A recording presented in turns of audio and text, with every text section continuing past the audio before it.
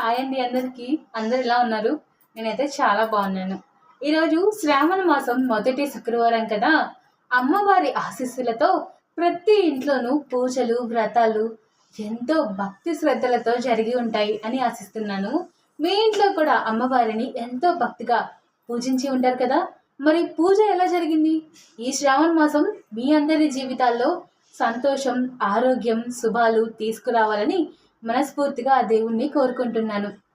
మరి ఎప్పట్లాగే మన మాధవి కథలోకి వెళ్ళే ముందు ఈరోజు ఏం జరిగిందో చూద్దామా? హేమ తరుణ్ ఎయిర్పోర్ట్లో కనిపించకుండా వెళ్ళిపోయి చాలాసేపు అయినా మాధవి మాత్రం అక్కడే నిలబడిపోయింది. హేమ చివరిసారిగా తన వైపు చూసి నవ్విన ఆ ముఖం కన్నీళ్లతో చేతిని ఊపిన ఆ క్షణం ఇంకా మాధవి కళ్ళ ముందే కదులుతూనే ఉన్నాయి. కానీ ఆ బాధతో పాటు ఇప్పుడు ఆమె చేతుల్లో ఉన్న చిన్న గిఫ్ట్ బాక్స్ గురించి ఒక తెలియని ఆతృత కూడా మొదలైంది. ఇన్ని రోజులుగా తన మనసును వేధిస్తున్న ఒక ప్రశ్నకు సమాధానం ఇందులో ఉందని హేమ చెప్తుంది కదా. తాను ప్రేమించిన ఆ అబ్బాయి ఎవరో తెలుసుకునే దారి ఇందులో ఉందని కూడా తను చెబుతుంది. అందుకే ఇంటికి చేరుకున్నప్పటి నుంచి మాధవి మనసంతా ఆ బాక్స్ చుట్టూనే తిరుగుతూ వస్తోంది. ఇంట్లో అందరూ తమ తమ పనుల్లో బిజీగా ఉన్నారు. మాధవి మాత్రం పదే పదే ఆ గిఫ్ట్ బాక్స్నే చూస్తూ ఉండిపోయింది. ఇందులో నీకు చాలా రోజులుగా కావాల్సిన ఒక విషయం ఉంది అని హేమ చెప్పిన మాటలు ఆమె చెవుల్లో ఇంకా మారుమ్రోగుతూనే ఉన్నాయి. అంతేకాదు, నేను వెళ్ళిన తర్వాత ప్రశాంతంగా ఈ బాక్స్ తెరు, ఇందులో ఉన్న విషయం చూసిన తర్వాత ఖచ్చితంగా నీ జీవితమే మారిపోవచ్చు అని హేమ చెప్పినప్పుడు ఆమె కళ్ళల్లో కనిపించిన ఆ నమ్మకం ఇప్పుడు మాధవికి మరింత గుర్తొస్తోంది. ఇంతకాలంగా తన మనసులో దాచుకున్న ఆ అబ్బాయి గురించి నిజంగా ఏదైనా సమాచారం ఇందులో ఉంటుందా అని ఆలోచించసాగింది. ఆ ఆలోచనలతో ఆమె గుండె వేగంగా కొట్టుకోసాగింది. చివరికి ఇక ఆగలేకపోయింది మాధవి. గదిలోకి వెళ్ళి తలుపు మెల్లగా మూసుకుంది. మంచం మీద ఆ గిఫ్ట్ బాక్స్ను పెట్టి కాసేపు దాని వైపు చూస్తూ అలాగే కూర్చుండిపోయింది. బాక్సును తెరవడానికి కూడా ఎందుకో ఆమె చేతులు వణుకుతున్నాయి. ఒకవైపు అతని గురించి తెలుసుకోవాలనే ఆతృత, మరోవైపు అతని గురించి ఏమైనా తెలుసుకున్న తరువాత తన జీవితంలో ఏం జరుగుతుందో అనే తెలియని భయం. ఇన్ని రోజులు అతని పేరు కూడా తెలియకుండా, అతని గురించి ఒక్క సమాచారం కూడా లేకుండా కేవలం తన జ్ఞాపకాలతో ఉన్న ఆ ఒక్క ముఖాన్ని పట్టుకొని బ్రతుకుతూ వస్తోంది కదా. ఇప్పుడు ఆ ముఖానికి సంబంధించిన ఏదో ఒక్క నిజం తన చేతుల్లో ఉండబోతోందనే ఆలోచన ఆమెను మరింత కలవర పెడుతోంది. హేమ, ఇందులో నిజంగా అతని గురించి ఏమైనా ఉంటుందా అని మెల్లగా తనలో తానే అనుకుంది. ఆమె వేళ్ళు నెమ్మదిగా బాక్స్ మీద ఉన్న రిబ్బన్ను విప్పాయి. బాక్స్ను తెరవగానే లోపల అందంగా మడిచిన ఒక లెటర్ కనిపించింది. ఆ లెటర్ మీద మాధవి కోసం అని హేమ చేతి రాతలో కనిపించగానే మాధవి కళ్ళల్లో ఒక్కసారిగా నీళ్లు తిరిగాయి. హేమ అని మెల్లగా పలికింది. ఆమె ఆ లెటర్ను ఎంతో జాగ్రత్తగా చేతుల్లోకి తీసుకుంది. కొన్ని క్షణాలు దాన్ని తెరవకుండా అలాగే చూస్తూ ఉండిపోయింది. ఆ తర్వాత గుండెను గట్టిగా పట్టుకొని మెల్లగా లెటర్ విప్పింది. అందులో హేమ ఇలా రాసి ఉంది: మాధవి, నువ్వు ఈ లెటర్ చదివే సమయానికి నేను, తరుణ్ అమెరికా ప్రయాణంలో ఉంటాము. నిన్ను వదిలి వెళ్ళడం నాకు కూడా చాలా బాధగానే ఉంది. కానీ వెళ్ళే ముందు నీ మనసులో ఉన్న ఒక బాధను మాత్రం అలాగే వదిలి వెళ్ళాలని నాకు అనిపించలేదు. నువ్వు నాతో చెప్పకపోయినా ఆ అబ్బాయి గురించి నీ మనసులో ఎంతటి భావన ఉందో నాకు తెలుస్తుంది. అతన్ని చూసిన ఆ ఒక్క క్షణం నీ జీవితంలో అంత పెద్ద జ్ఞాపకంగా మారుతుందని నువ్వే ఊహించి ఉండవు కదా. అతని పేరు కూడా తెలియకుండా, అతని గురించి ఒక్క విషయం కూడా తెలియకుండా నువ్వు అలా బాధపడుతుంటే నిన్నలా చూస్తూ నేను ప్రశాంతంగా ఉండలేకపోయాను. అందుకే పెళ్ళైన తర్వాత తరుణ్‌తో నేను ఆ అబ్బాయి గురించి మాట్లాడాను. గుర్తుందా? మా పెళ్లి సమయంలో తరుణ్‌కి ఉద్యోగం ఇస్తానని అతను చెప్పాడు. ఆ సమయంలో అది ఒక సాధారణ సహాయం అని అనుకున్నాను. కానీ అదే మాట ఇప్పుడు నీకు అతని దగ్గరకు తీసుకువెళ్ళే ఒక చిన్న దారిగా మారిందని నేను ఊహించలేకపోయాను. తరుణ్‌కి అతనిచ్చిన ఉద్యోగం గురించి వివరాలున్నాయి. ఆ ఉద్యోగానికి సంబంధించిన ఆఫర్ లెటర్ కూడా మా దగ్గరే ఉంది. ఆ లెటర్ మీద ఉన్న కంపెనీ వివరాలు చూసి అతని గురించి కొంత తెలుసుకోవడానికి తరుణ్ ప్రయత్నించాడు. నేను నీకు అతని పూర్తి వివరాలు చెప్పటం లేదు మాధవి. ఎందుకంటే నీ మనసు అతన్ని నిజంగా కోరుకుంటే అతన్ని నువ్వే వెతికి చేరుకోవాలి అని నాకు అనిపించింది. కానీ ఆ ప్రయాణం మొదలుపెట్టడానికి కావలసిన మొదటి అడుగును మాత్రం నేను నీకు ఇస్తున్నాను.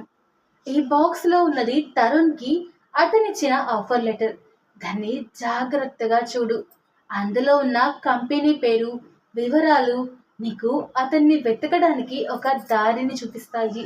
ఇంకా ఒక్క విషయం, ఆ రోజు పెళ్లిలో అతను నీకెవరో తెలీదు. కానీ నువ్వు అతన్ని చూసినప్పుడు నీ కళ్ళల్లో కనిపించిన ఆ భావన మాత్రం నాకు ఇప్పటికీ గుర్తుంది. అది నిజమైన ప్రేమైతే ఆ దారి నిన్ను ఎక్కడికి తీసుకువెళ్ళినా భయపడకుండా ఆ దారిలోనే నడు. అతను నిజంగా నీ జీవితంలోకి రావాల్సిన వ్యక్తే అయితే ఒకరోజు మీ ఇద్దరి దారులు తప్పకుండా కలుస్తాయి. నీ హేమ. లెటర్ చదువుతున్నంతసేపు మాధవి కళ్ళల్లో కన్నీళ్లు ఆగటం లేదు. చివర్లో ఉన్న నీ హేమ అనే 2 మాటల మీద ఆమె వేళ్ళు ఆగిపోయాయి. లెటర్ను తన గుండెలకు హత్తుకొని, నువ్వు నా కోసం ఇంత చేశావా హేమ అంటూ కన్నీళ్లు పెట్టుకుంటుంది మాధవి. ఆ తర్వాత ఆమె దృష్టి బాక్స్లో మిగిలి ఉన్న మరో కవర్ మీద పడింది. ఆ కవర్ను బయటకు తీసింది. లోపల ఉన్న పేపర్ను బయటకు తీసి మొదటి లైన్ చూసింది. ఆమె కళ్ళ ముందు పెద్ద పెద్ద అక్షరాలతో కనిపించింది రాజేంద్ర టెక్స్టైల్స్ అని. మాధవి కళ్ళల్లో ఒక్కసారిగా ఆశ్చర్యం మెరిసింది. కింద ఉన్న వివరాలను చదువుతూ వెళ్ళిపోయింది Madhavi. Chief executive officer, CEO. ఆమె చేతులు ఒక్కసారిగా ఆగిపోయాయి. అంటే ఆ రోజు నాకు కనిపించిన ఆ అబ్బాయికి ఈ కంపెనీతో ఏదైనా సంబంధం ఉందా అని మెల్లగా అనుకుంది. ఇన్ని రోజులుగా తన దగ్గర ఉన్నది అతని జ్ఞాపకం మాత్రమే. ఇప్పుడు మాత్రం అతని దగ్గరకు తీసుకువెళ్ళే మొదటి నిజమైన క్లూ ఆమె చేతుల్లోకి వచ్చేసింది. కానీ ఒక్క విషయం మాత్రం ఇంకా తెలియటం లేదు. ఆ పెద్ద కంపెనీకి సీఈఓగా ఉన్న ఆ వ్యక్తి ఎవరు? మాధవి మరోసారి ఆ పేపర్ను చూసింది. ఆమె గుండెల్లో ఒక్కటే మాట, నువ్వెవరో తెలుసుకునే దారి నాకు దొరికింది. ఆఫర్ లెటర్ను చేతుల్లో పట్టుకొని మాధవి చాలాసేపు అలాగే కూర్చుండిపోతుంది. ఎన్ని రోజులుగా తన మనసులో దాచుకున్న ఆ ముఖం ఇప్పుడు తనకు ఒక దారిని చూపిస్తున్నట్లు అనిపిస్తోంది. పేరు తెలీదు, ఇల్లు తెలీదు, అతను ఎక్కడుంటాడో కూడా తెలీదు. కానీ ఇంతవరకు తన దగ్గర ఏమీ లేదు అని అనుకున్న మాధవికి ఇప్పుడు అతని దగ్గరకు తీసుకువెళ్ళే ఒక చిన్న ఆధారం దొరికింది. అదే రాజేంద్ర టెక్స్టైల్స్ అని మెల్లగా మరోసారి చదువుకుంది. ఆ పేరు తన మనసులో ఏదో కొత్త ఆశను నింపుతోంది. ఆఫర్ లెటర్ను మళ్ళీ మళ్ళీ చూస్తూ, నువ్వు ఎక్కడున్నా ఒక్కసారి నిన్ను చూసి నా మనసుకు ఏమైందో చెప్పాలి. నిన్ను మళ్ళీ చూడకుండా ఈ ప్రశ్నకు నాకు సమాధానం దొరకదేమో అనిపిస్తోంది అని తనలో తానే అనుకుంటోంది. అప్పుడే ఆమె కళ్ళ ముందు ఆ పెళ్లి మండపం కనిపించింది. జనాల మధ్య నిలబడి ఉన్న అతని రూపం. తన వైపు ఒక్కసారి చూసిన ఆ చూపు. అతను అక్కడి నుంచి వెళ్ళిపోయిన తర్వాత తన గుండెల్లో ఏర్పడిన ఆ వెలితి అన్నీ మళ్ళీ గుర్తు చేస్తున్నాయి.